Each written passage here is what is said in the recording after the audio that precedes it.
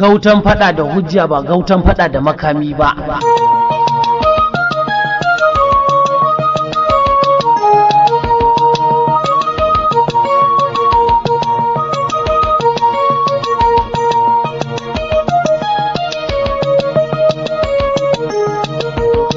Biyo bayan bankaɗo asirin waɗansu 'yan siyasa da ke bin mutane suna siya kuri'unsu a jihohin Kano da Sokoto. Hukumar zaɓe ta INEC ta jaddada matsayinta na ɗaukar matakan da suka dace domin daƙile yunƙurin masu shirya magudin zaɓe a 2023. Batun da ke zuwa a lokacin da 'yan siyasa ke tsaka da baje kolin haja a kasuwar bukata. Kwanaki 73 a gudanar da zaɓen shugaban ƙasa. Duka dai ta cikin wannan shiri na kowane gauta.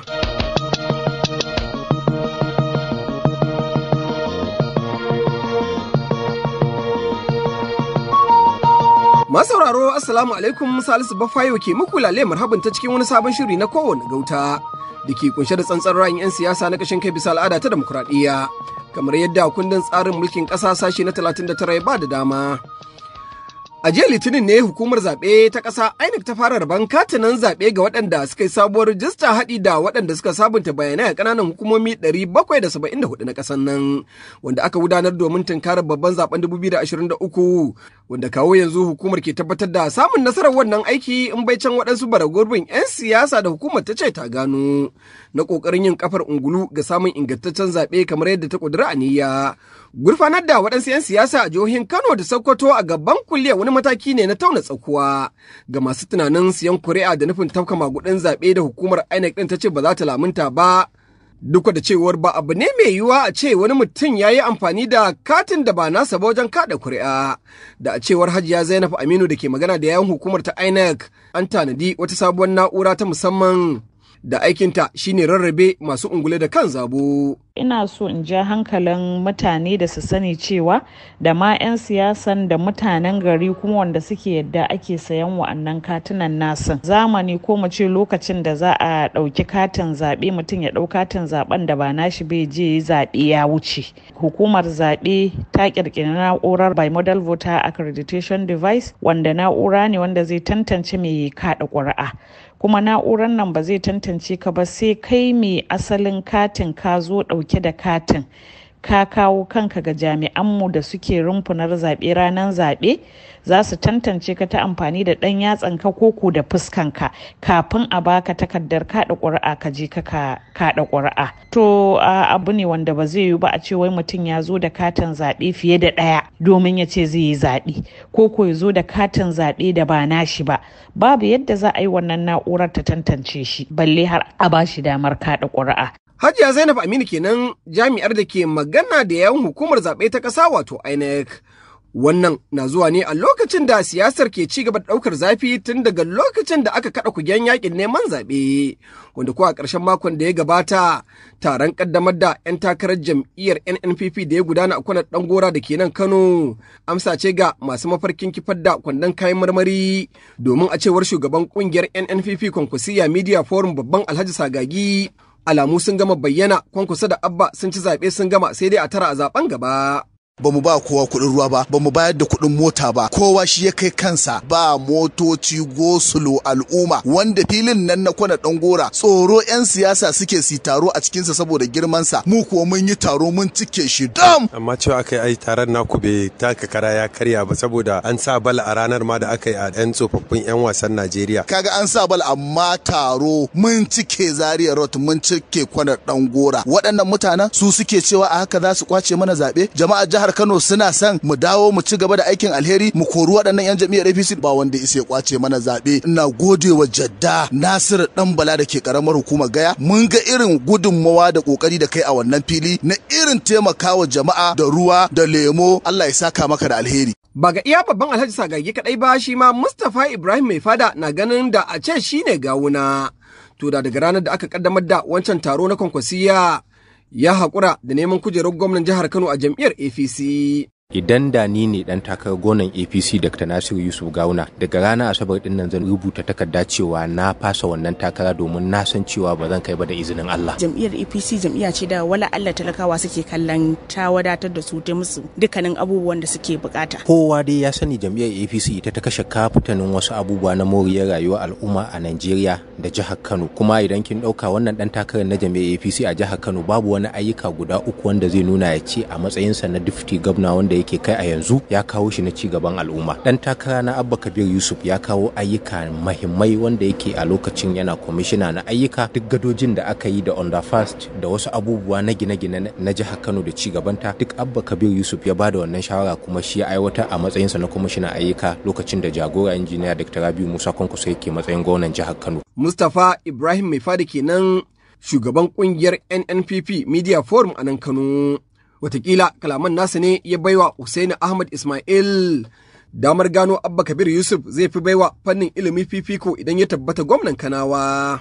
Inda ya alkawarin zai biya ɗalibanmu jarabawan NECO WAEC da JAMB baya da alkawarin kirkiro sabuwar jami'a. Na san 'yan jihar Kano ba za su bar tsarin alkhairi su bi tsarin tsiya da tsiya ba. Sanin alkhairin tsarin kwankwasiya yasa Honorable Nura Hussaini President yake umarnin a zaɓi 'yan takarkarin mutum daga sama har ƙasa, musamman ɗan takarar majalisar tarayyar ƙaramar hukumar Birni Injiniya Sagiru Koki mai alkhairi wanda ba abin da ya sa a gaba illa tallafa matasa su ilimi da koya musu sana'o'i domin su dogara da kansu. Tsarin kwankwasiya komai da gaske ake yin sa gurin jajircewa. Taron da muka yi a Kwanar Dangora ya nuna insha Allah wa Abba ya zama gwamna, Injiniya Sagir Koki ya zama dan majalisar tarayya, Sanata Rufai Sani Hanga ya zama sanatan Kano ta tsakiya. Honorable Hussaini Ahmad Ismail dan Hussaini kenan a jam'iyya mai kayan marmari ta NNPP. Sai dai wannan na zuwa ne a lokacin da wata ƙungiya ta kakakin Dala ta shirya gudanar da wani taro ga 'yan takarar gwamnan jihar Kano. Taron da ɗan takarar gwamna a jam'iyyar ADP Honorable Shaban Ibrahim Sharaɗa ke ganin haɗuwa da dunkule wasu a lokaci guda wata hanya ce ta daƙile masu tunanin magudin zaɓe. Duk da cewa baya fargabar shi ne zai tabbata gwamnan jihar Kano. Ban taɓa fargabar cewa ba ni ne gwamnan 2023 ba ko da sau ɗaya. Mu ɗin da muke mun fito saboda kishi. Bala Gogorwa yana da kishin Kano. Malam Ibrahim Khalil yana da kishin Kano. Salu yana da kishin Kano. Bashir yana da kishin Kano. Mu zo mu dunkule wuri ɗaya. Idan muka dunkule wuri ɗaya za mu rage wa al'umma rabuwar kai domin mu yi abin da ummanci ma ba wanda ya isa ya tafi kotu ya ce wannan mandatin ba namu bane. Akwai abun kunya a ce karamar hukumar Dala da aka halicce ta shekara 33 baya a tsakiyar birni amma babu ruwa da za a sha. Akwai hanyoyi da yawa kamar yadda in babu wutar lantarki za a iya haɗa sola wanda idan an haɗa masana'antar baya yaya za a yi ruwa bai kaiwa Dala a samu za a samu mafita. Sai dai a wajen wancan taro da Honorable Sha'aban Sharaɗan ke ganin shi ya fi kowa cancantar tabbata gwamnan jihar Kano. Comrade Balarabe Rufai da ke takarar sanatan Kano ta tsakiya a jam'iyyar ADC na ganin fatan Sha'aban ɗin na 'yan takara su haɗu su fidda mutum guda. Baya ko shakka hakan yana nufin su marawa Sheikh Ibrahim Khalil baya. Zan masa godiya ta musamman da ya ce a haɗa 'yan takarkarin nan a cikinsu su uku a zaɓi guda ɗaya. Shi kansa na tabbatar har cikin zuciyarsa in za a zaɓa na san Malam Ibrahim Khalil zai zaɓa. Dattijawa da suke nan a babban tebur na tabbatar su ma har cikin zuciyarsu Malam Ibrahim Khalil za su zaɓa. Ba don komai ba gwamnanmu insha Allah Malam Ibrahim Khalil manufarsa ta farko shi ne tabbatar da doka da oda da sauran abin da ya shafi ilimi, tabbatar da tarbiyya, kasuwanci da kuma samar da walwala a cikin jama'a. Waɗannan manufofi da na faɗa duka ƙananan hukumomi suka shafa wadda kuma ƙaramar hukumar Dala tana ciki. Lokacin da shugaban wato wannan ƙungiya ta kakakin Dala yake magana kusan su ne abubuwan da suka damu Dala ɗin. Comrade Balarabe Rufai kenan ɗan takarar sanatan Kano ta tsakiya a jam'iyyar ADC. Shi kwa SA Shehu Isa Direba na ganin a baya idan an ambaci farfesa to cikar kamala da martaba ta ƙare. Saɓanin abin da suke gani a yanzu yadda farfesoshin suka tsunduma cikin siyasa, musamman ma na rikiyar wata asara ga wani ɗan takarar gwamnan jihar Kano. in muka ji an ce profesa to sai mun tsaya mun bincika domin ba za mu ƙara yadda da irin waɗannan abubuwan da suke wakana ba. Wannan irin abubuwa. Yanzu a zo a wayi gari a ce wai profesa su ne suke cewa wai a je a zaɓi Sha'aban Sharaɗa. A Sha'aban ɗin nan da ni na san shi shin a PA ɗin da ne isa mu kuɗi na shugaban ƙasa ko kuwa ɗan majalisar tarayyar da kawai zuwa tenuwa ta farko. Wannan yana alakanta cewa nan gaba ni ma zan nemo 'yan kayan aiki na in kira professors ɗin nan in gaya musu abin da nake so su ma su je su tallata. Wani ba zai ce ko tsorata kuke da yadda al'umma suke tafiyar karɓarsa na gab yake da ya karɓi mulki daga hannunku ba. Ko da dai an ce an samu matsala ta yajin aiki an samu matsalar albashi amma wannan bata sa a ce professor ya zubar da kima a tafi har ana tallan Sha'aban ba. Wannan mu abin da ya dame mu kenan. Honorable SA Shehu Isa Direba kenan hadimin gwamna Dr. Abdullahi Umar Ganduje a kafafen yada labarai. Da wannan kuma bari mu tsallaka yankin Kano ta Kudu da kungiyar Kofatan Trackers suka kai ziyara ga Honorable Kawu Sumaila da ke yi wa yankin takarar sanata a jam'iyyar NNPP har ma aka jiyo sakataren kungiyar Sani Yaro Kofa na ganin dacewar kawun wajen jajircewa kan tabbatar da gaskiya ya ba su damar ba shi gudunmawa a siyasance. Muka ga ya dace da mu ba da gudunmawar mu ga dan takarar mu na sanata Honorable Abdulrahman Kawu Sumaila bisa jajircewar sa muka ga mu ma ya kamata ko da ya ka abin da Allah ya hore mana ne mu ma mu yi gudunmawar mu ya ka daidai gwargwadon karfin mu shine muka buga mishi fassa da bana yayin jagoran Basiru Abubakar. Bayan kammala jawabin Sani Yaro Yusuf Kofan ne kuma sai Honorable Abdulrahman Kawu Sumaila ke bayyana jin daɗin yadda ƙungiyoyi ciki da wajen jihar Kano ke ƙarfafa masa gwiwa a wannan takara da ya sanya a gaba. gashi ma shi daga Jigawa state yake Kanya babba ya kawo mana gudunmawa ta kayayyaki daban na aiki haka su ma a Bebeji local government Kofa kungiyar su ta samari matasa suka kawo mana wannan gudunmawa fastoci da banoni don sake karfafa mana gwiwa da tsayawa akan wannan harka tamu. Allah ya bamu nasara, Allah ya tabbatar da ita. Wannan yana sake kara mana kwarin gwiwa cewa mutane suna zaratan alkhairi a kanmu. Ni kuma a matsayina da sauran 'yan takarkaru shugaban kasa injiniya Rabi Musa Kwankwaso, injiniya Abba Kabir Yusuf da sauran 'yan takarkarinmu na House of Rep musamman wanda ya taho daga Kiru Bebeji Honorable Abdulmumin Jibril Kofa, muna mika godiyar mu ta musamman ga mutane da suke ta bamu irin waɗannan gudunmawoyi. Honorable Abdulrahman Kawu Sumaila kenan ɗan takarar sanatan yankin Kano ta Kudu a jam'iyyar NNPP.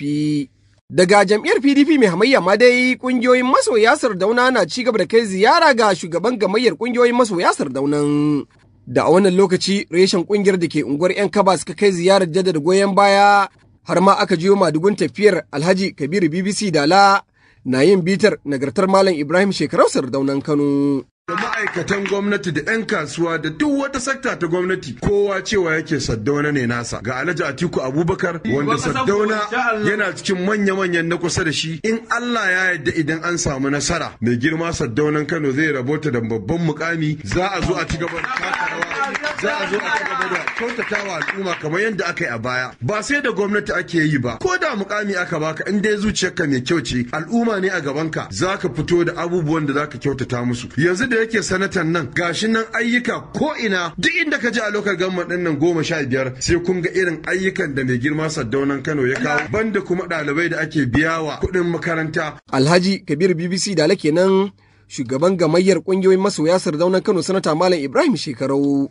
A ci gaba da ziyarar taya murna da jaddada goyon baya ga Honorable Commissioner Kabir Muhammad Tarauni na ma'aikatar ayyuka na musamman. A wannan karan an jiyo ziyarar shehunan malamai na cibiyar Custody and Community da ke unguwar Karkasara, wanda Sheikh Salihu Zakariya ke tabbatar da kyakkyawar tarbiyya da mu'amalar da Honorable Kabir ya samu tun daga tushe. Na daga dalilan da ya sanya su yin kafa da kafa domin taya shi murna musamman ganin yadda Kanawa za su amfana da shi. Me maka murna da hawa wannan kujera ba don komai ba za ta ƙara bunƙasa wannan gwamnati da kawo kai, sannan kuma za ta ƙara bunƙasa kai rayuwarka akan kanka saboda wannan aiki alkhairi da kake da shi. Yayin da baka kan mulki kana zaune haka a gida amma baka manta da abokanka ba na wasan ƙasa, to kaga kai mutum ne na gari ba mutum ne wanda za a ce a yi wasa da roƙonka ba. Bayan haka sai muka ga cewar to ai ya kamata mu jefi tsuntsubi da dutse ɗaya, idan mun zo sai mu roƙe ka kuma wata alfarma da za a shige mana gaba. Wannan makaranta da muka faɗi ta tarbiyya tun tana fili ba gini ba komai muke gudanarwa. Mai girma kwamishina muna da kwafin waccan takardar wacce muka kwaya. Wataƙila kai ne mai rabon wanda za ka shiga cikin wannan aiki na alkhairi. Da kammalawar Sheikh Salihu Zakariya ne kuma sai Honorable Kabir Muhammad Tarauni ke ƙara jaddada matsayinsa na shirya bada gudunmawa ga cigaban jihar Kano ƙarƙashin jagorancin gwamna Dr. Abdullahi Umar Ganduje. A matsayinku na iyayenmu za mu gaya muku mu 'ya'ya cewa to fa yanzu fa lokacin siyasa yi. Za ka ga ɗan takararmu nan mutumin kirki ne. Za ka a matsayinku na iyayenmu ina neman alfarma zaɓi wannan ɗan takara namu Nasiru Yusuf Gawuna ko mutum ne wanda yake ya aikace na gwamnati samu a zaɓe shi wannan zaɓe da za a yi mai zuwa da Allah. Sannan akwai kuma mataimakinsa matashi ne shi ma kuma mutum ne shi ma wanda yake mutumin kirki ne Murtala Galadima Suragaru. To muna roƙonku da Allah a faɗakar da 'yan uwa a ɗauki wannan 'yan takarar tamu a zaɓe su domin ci gaba da ayyukan alheri wanda mai girma jagoran mu gwamna yi. Sannan kuma waccan bukatar ku zo ita ta magana takarda da kuka bayar akan karin makaranta da za a yi ina bukatar za ku bani kwafi na takardar in Allah da kuma zan bi sahu. Honorable Kabir Muhammad Tarauni kenan kwamishina a ma'aikatar ayyuka na musamman a gwamnatin jihar Kano. Da wannan kuma bari mu tsallaka jihar Jigawa domin ɗaukar kalaman Alhaji Karmujahun da ke gargaɗin jagororin jam'iyyar APC na ƙasa akan su yi dukkanin mai yiwuwa domin ɗaukar mataki akan gwamna Badaru sakamakon zargin yin zagon ƙasa ga 'yan takarar jam'iyyar APC da ke jihar. APC in bate da gaske ba gwamnan Jigawa ya zazzagar mata da ƙuri'a sama da 300,000 tun masu amfani gwamnan Jigawa ya sa musu tsira ya kokori mutane ya wulakanta jam'iyya ya ƙi komai abin da al'umma za su mora shine fa lamba ɗaya a jihar. Gwamnoni guda 3 a Jigawa da Silalami da Samuni da Badar duka PDP suke mu talakawa mu ne muke son APC saboda haka ku fito talakawan Jigawa ku zaɓi Umar na Dan Modi ku fito ku zaɓi Walin Kazaure insha Allah zai fitar da ku daga cikin matsalar rayuwa dama can a tarihin siyasar Jigawa haka take Samuni yayi ya kifar da gwamnatin Silalami da yayi ya kifar saboda haka shi ma yanzu wannan take-taken da yake da an yi hurr sai ya tsallake ya hau jirgi ya gudu mun san PDP yake wa aiki kuma ba za mu yarda da abin da yake ba jam'iyyar APC ku gaya wa Bola Tinubu kai ya ƙara ba da ta harkarsa ka Walin Kazaure in Allah da zaka ci kujera ka wannan kujera kuma kwalele sai wa Alhaji Karmujahun kenan dattijan jam'iyyar APC a jihar Jigawa. Da wannan kuma bari mu ƙara dawowa cikin siyasar kanan da muka ji gamayyar ƙungiyoyin matasa da ɗalibai na manyan makarantu da ke ƙananan hukumomi 44 na kanan suka gudanar da wani taron jaddada goyon baya ga Gawuna Garo a 2023.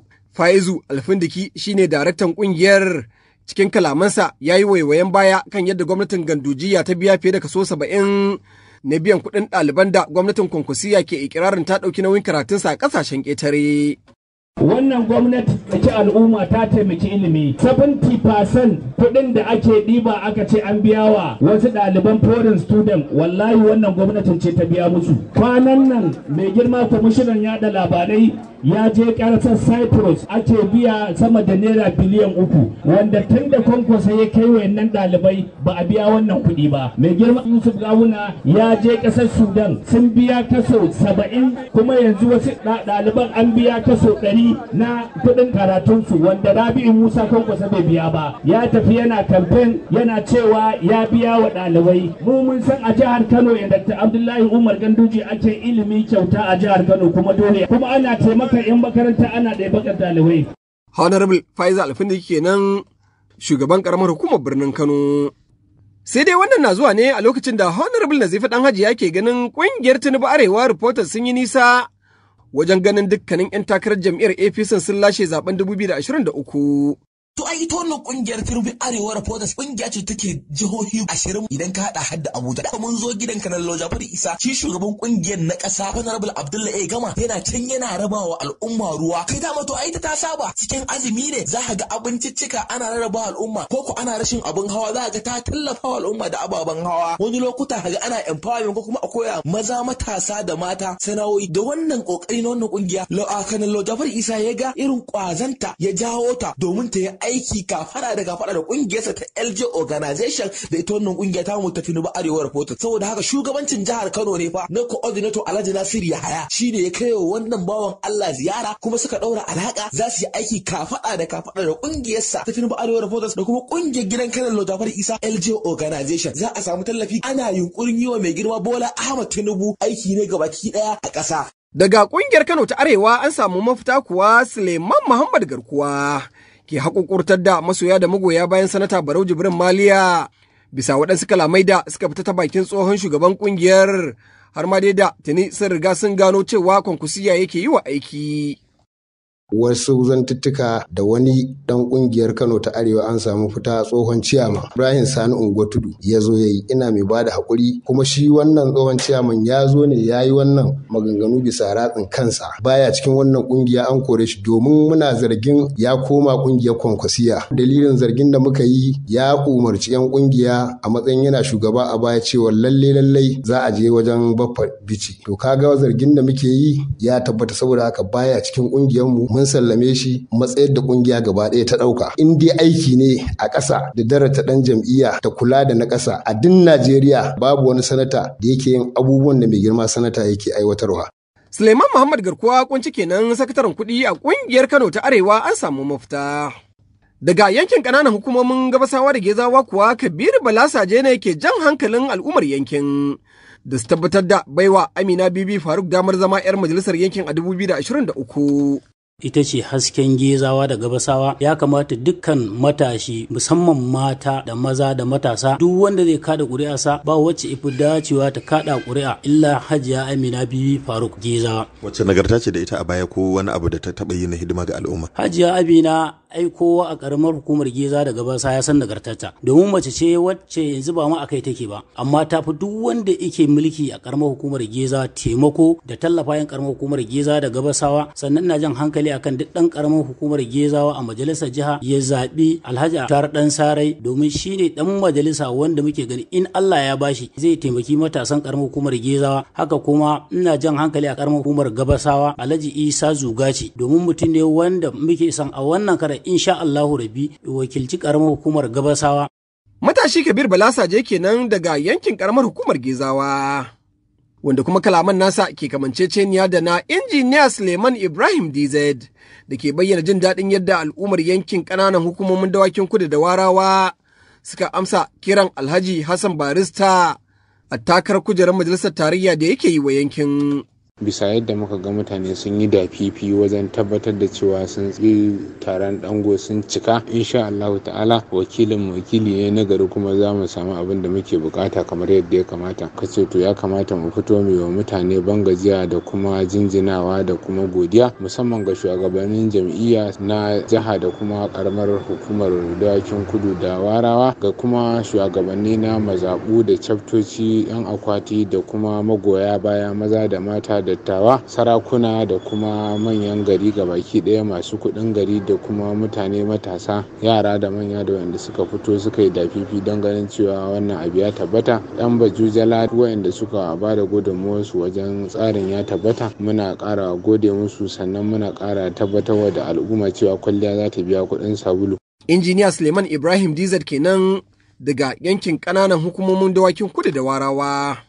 Daga yankin ƙaramar hukumar Nasarawa kuwa wakilin yankin a tarayya Honorable Nasir Al-Ahmad na ci gaba da baje kolin ayyukan da al'ummar yankin ke amfana, wanda a wannan karan aka jiyo yana kaddamar da fara aikin wata hanya unguwar Badawa. Muna muku alkawari nan ba da lokaci kaɗan ba, aikin nan in an fara shi ba tsayawa dare da rana, za a zo a yi muku titi kuma irin na Abuja, titi mai drainage da street light. Mu a ƙaramar hukumar Nasarawa muna faɗa ba ma tambaya in ka kawo CV ɗinka na neman aiki, ba ma tambaya ko ta jam'iyya kake. In dai kai nan ƙaramar hukumar Nasarawa ne, kana da haƙƙi a kanmu, kuma mun ɗau alkawari za mu riƙe wannan amanar da kuka bamu. Ana harkokin employment, ana ba da offer, ana gina asibiti a kowace mazaɓa.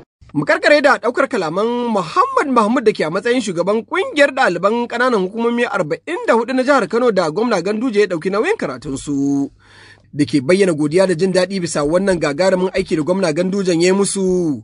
Har ma dai da ya ce wanda ya san darajar goro shi yake lullube shi da algarara.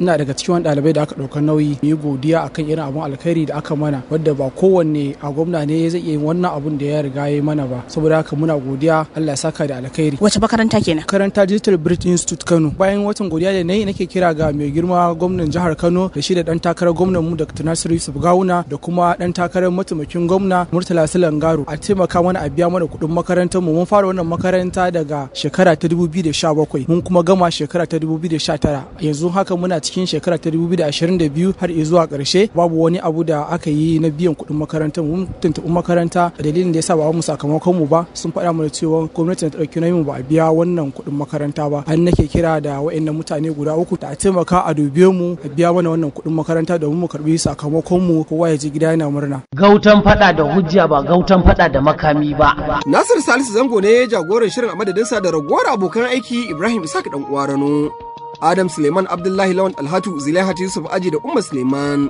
Salisu Baffayo da na gabatar ke fatan mu huta lafiya. Daga nan Freedom Radio, muryar jama'a.